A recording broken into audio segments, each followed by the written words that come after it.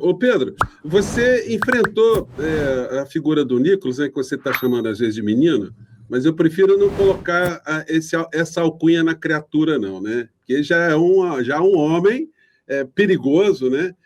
A pergunta você no parlamento, você encontrou mais pessoas que esse perfil do Nicolas Ferreira? Porque parece que tem uns filhotes dele espalhados aí 139, gente. em Minas que adotam o mesmo tipo de comportamento, o mesmo tipo de virulência. A gente vê algumas dessas criaturas se reproduzindo em alguns lugares do Brasil, né? Como é que é essa história aí? Tem mais dessas criaturas por aí? Olha, José, eu sempre faço questão de chamar o Nicolas de menino, por uma razão muito simples. O Nicolas, assim como o bolsonarismo, né, de maneira geral, eles mentem principalmente na estética, né? Então, o Nicolas, ele fala de forma muito recorrente de que na política a gente precisa de homens com testosterona. E eu sempre faço questão de chamar ele de menino, porque é isso que ele é. O Nicolas é um tampinha desse tamanho aqui, magrinho, com a cara de criança, que na hora que ele me vê passando, assim como a gente já teve vários encontros, a primeira coisa que ele faz é me ver e sair correndo. Então, isso a testosterona vai lá embaixo, né? Eu acho que, na verdade, é isso, né? Ele que preza tanto pela masculinidade e tal, pelas posições firmes, na hora que ele encontra alguém, né, que de fato intimida ele sai correndo.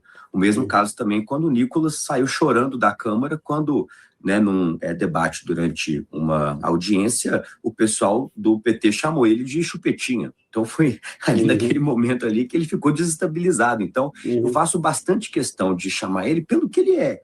Nicolas nada mais é do que um menino. Um menino que tem um alcance gigantesco pelas redes sociais, mas é um menino também que, por mais que seja muito inteligente, não é à toa que teve 1,5 milhão de votos para deputado federal, é hoje o deputado federal mais votado, a inteligência dele é utilizada para os fins errados. Mas o que eu sempre falo também é que esse tipo de projeto não tem sustentabilidade, José. O que isso quer dizer? O bolsonarismo sempre fala muito da minha tia Dilma, de que o governo dela foi muito ruim, porque a Dilma era terrível, sei lá o quê, sei lá o quê, sei lá o quê. E o que eu sempre falo sobre isso é que por mais que a grande mídia inteira estivesse contra a Dilma, os grandes empresários inteiros contra a Dilma, conseguiram manipular uma gigantesca parte da população durante as eleições de 14, Dilma e Aécio, ainda assim a Dilma conseguiu ser reeleita. Agora, nós tivemos um único presidente na história pós-redemocratização nacional que não conseguiu ser reeleito. Um único presidente, que foi Jair Bolsonaro. E isso prova para todos os brasileiros, de uma forma muito sistêmica, de que a direita não sabe governar. Ponto final. A direita, ela só vive de fake news, mas, acima de tudo, a direita só vive de oposição. Você pode pegar todos os últimos 100 vídeos, de André Fernandes para Nicolas Ferreira, para Zema, para Tarcísio, etc, etc, etc. A extrema-direita, ela vive de oposição. Enquanto nós temos um projeto nacional muito claro de educação, de transporte, de saúde, de mobilidade, de internacionalização, de segurança pública, etc, etc, etc., o único projeto da direita é ser contra o PT e ser contra o Lula. Ponto. É isso. Sempre se resume a isso. Pedro, isso é uma tendência dos movimentos de extrema-direita no mundo inteiro. Há de fato, um combate a quem tem utopias, quem tem ideias. A gente está vendo eleição em várias partes do mundo, e o perfil da extrema-direita é o perfil do Milei, é o perfil do Trump, é o perfil do clã Bolsonaro. E aí eu queria já puxar o nosso papo aqui para uma situação mais quente. Ontem, os advogados de Flávio Bolsonaro transpareceu, enfim, informaram a imprensa que fizeram mais uma vez uma tentativa voltada tanto para a Polícia Federal quanto para a PGR, de uma delação premiada para o Vorcaro. E nessa delação, pela primeira vez, ele citou o filme do Bolsonaro e a sua ligação com o Flávio Bolsonaro. Então, esse troço vai vai dar uma movimentada boa aí nessa semana que vem aí.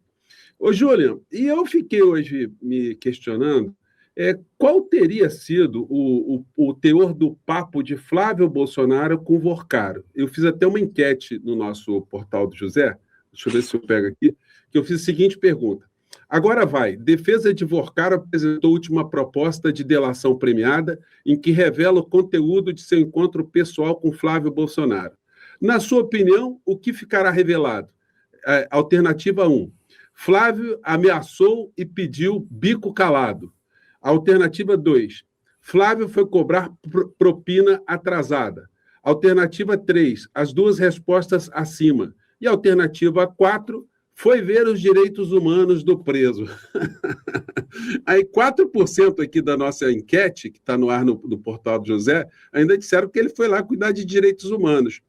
Ô, Júlia, quem será que Flávio Bolsonaro foi conversar com o Vorcaro? Porque ele podia ter ligado, podia ter mandado emissário, mas ele foi falar tete a tete. Ele foi ameaçar, ele foi extorquir.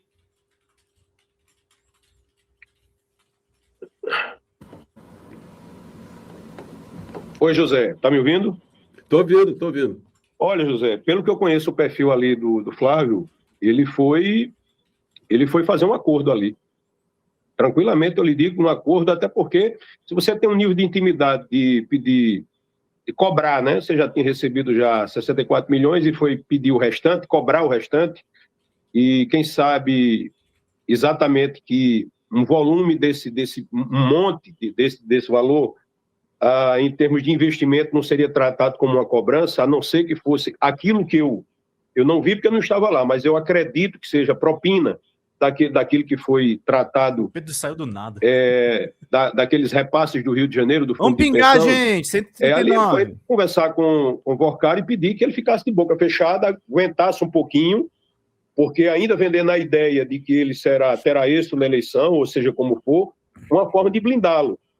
Eu não tenho onde eu conheço o pessoal, e não tinha nada de republicano, de decente, essa conversa E diga-se passar, José, rola-se a conversa aí que não soltava os dois, não. Foram outros parlamentares junto com o Flávio também, tá?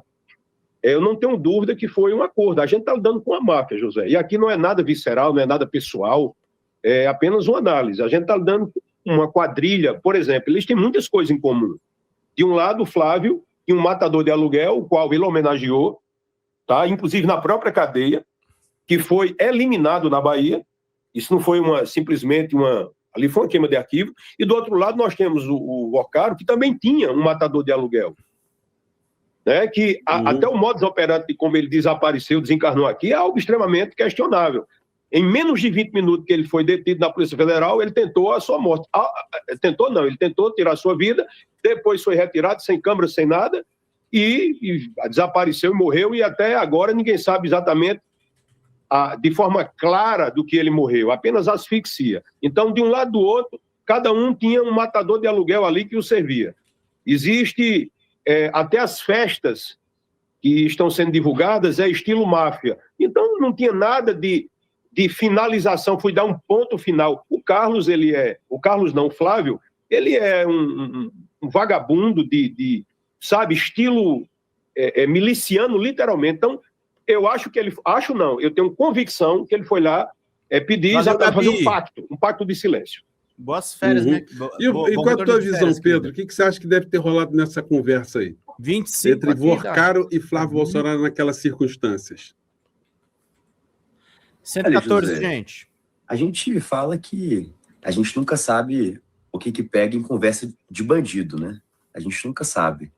Porque conversa entre dois bandidos ali pode ter tido de tudo. Mas veja, se a conversa do Flávio foi logo depois, né, de todo o escândalo ter acontecido e ter sido divulgado, foi de fato uma força-tarefa por parte do Flávio de falar assim, olha, Daniel, o que você quer? Não me delata, me deixa fora disso. E a maior prova disso é que, de fato, depois da conversa, o Vorcaro ele tentou fazer 3 delações. E nenhuma das 3 foi aceita. Veja, o Vorcaro ele queria entregar 1% das pessoas que participaram da roubalheira. E o ministro André Mendonça e o restante da Polícia Federal viram aquilo e falaram, pô, mas aqui você não está entregando ninguém.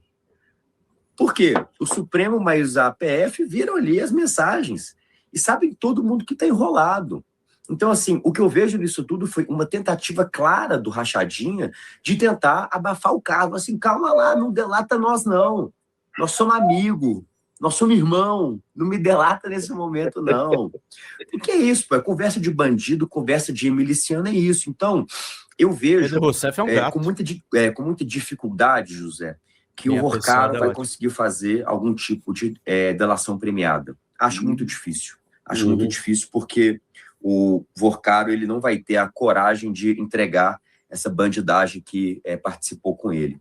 E isso fica muito claro para a gente, e é por isso que eu torço cada dia mais, não só pelas investigações, mas sim pela divulgação delas. E eu fiz, obrigado, Márcia! Eu fiz nessa semana uma série de viagens e uma série de agendas para poder conversar com a nossa militância pelas cidades de Minas Gerais aqui, e a pergunta que me fizeram, que eu repito aqui, é: Pedro, tudo aquilo que divulgaram acabou por aí? E eu sempre falei, temos mais coisas.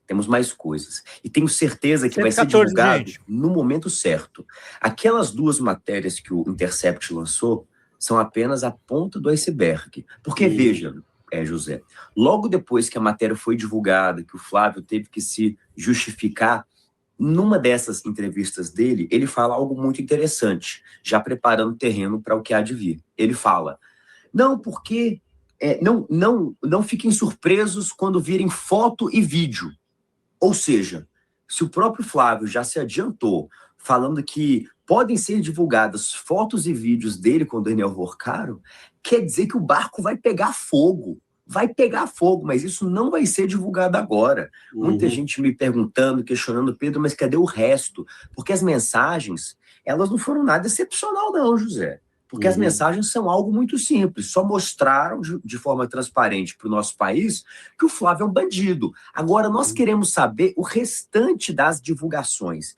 Deve ter Flávio Rachadinha pelado com o Vorcaro, deve ter Flávio tomando uísque Macallan, deve ter foto de dinheiro, deve ter foto de coisa. Então, nós queremos saber disso. Essa que é a parte interessante.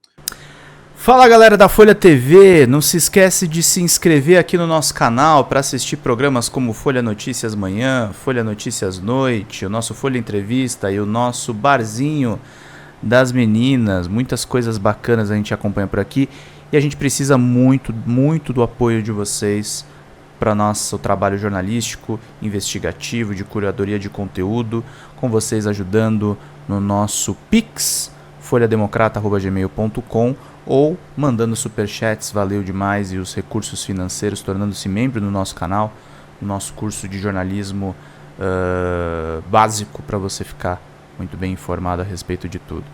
Queridos e queridas, muito obrigado pela presença de todos vocês, vida longa e próspera, cuidem-se, cuidem dos seus, e não esquece de se inscrever aqui na Folha TV. Até mais!